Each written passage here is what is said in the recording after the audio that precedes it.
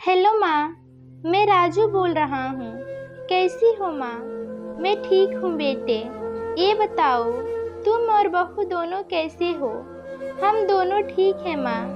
आपकी बहुत याद आती है।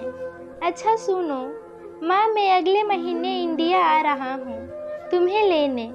क्या? हाँ माँ, अब हम सब साथ ही रहेंगे। नीतू कह रही थी माँ जी को अमेरिका ले आओ, वहाँ अकेली बहुत परेशान हो रही होंगी। हेलो, सुन रही हो माँ? हाँ हाँ बेटे। बूढ़ी आंखों से खुशी की अश्रुधा बह निकली। बेटे और बहू का प्यार नस नस में दौड़ने लगा।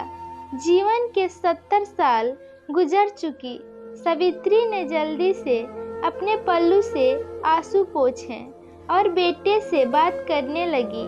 पूरे 2 साल बाद बेटा घर आ रहा था। बूढ़ी सावित्री ने मोहल्ले भर में दौड़ दौड़ कर ये खबर सबको सुना दी।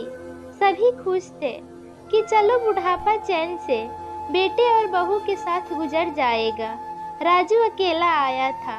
उसने कहा कि माँ, हमें जल्दी ही वापसी जाना है, इसलिए जो भी रुपया पैसा किसी से लेना है वो लेकर रख लो, और तब तक मैं किसी प्रॉपर्टी डीलर से मकान की बात करता हूँ। मकान? माँ ने पूछा। हाँ माँ, अब ये मकान बेचना पड़ेगा, वरना कौन इसकी देखभाल करेगा? हम सब तो अब अमेरिका में ही रहेंगे।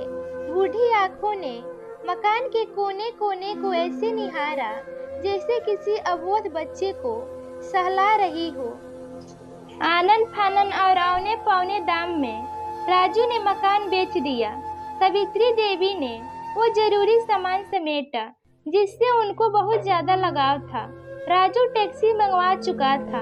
एयरपोर्ट पहुंचकर राजू ने कहा, माँ तुम यहाँ बैठो, मैं अंदर जाकर सामान की जांच और बोर्डिंग और वीजा का काम निपटा लेता हूँ। ठीक है बेटे। सावित्री देवी वहीं पास के बेंच पर बैठ गई।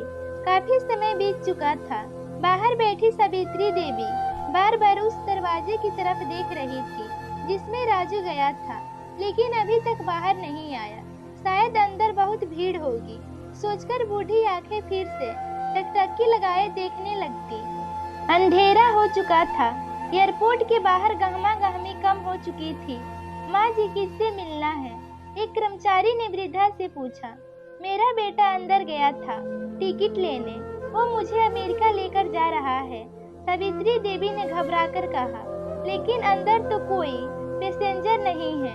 अमेरिका जाने वाली फ्लाइट तो दोपहर में ही चली गई। क्या नाम था आपके बेटे का? कर्मचारी ने सवाल किया। राजू। सावित्री के चेहरे पर चिंता की लकीरें उभर आई। कर्मचारी अंदर गया और कुछ देर बाद बाहर आकर बोला, माँ जी, आपका बेटा राजू तो अमेरिका जाने वाली फ्लाइट से कब का जा चुका। वृद्धा की आंखों से आंसुओं का सैलाब फूट पड़ा। बूढ़ी माँ का रोम रोम कांप उठा।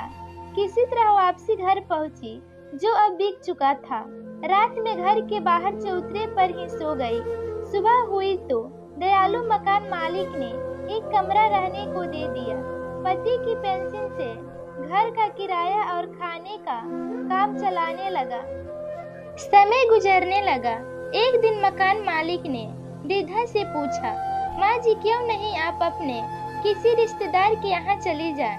अब आपकी उम्र भी बहुत हो गई, अकेले कब तक रह पाएंगी? हाँ, चली तो जाऊंगी, लेकिन कल को मेरा बेटा आया तो यहाँ फिर कौन उसका ख्याल रखेगा? आँख से आंसू आने लग गए। दोस्तों,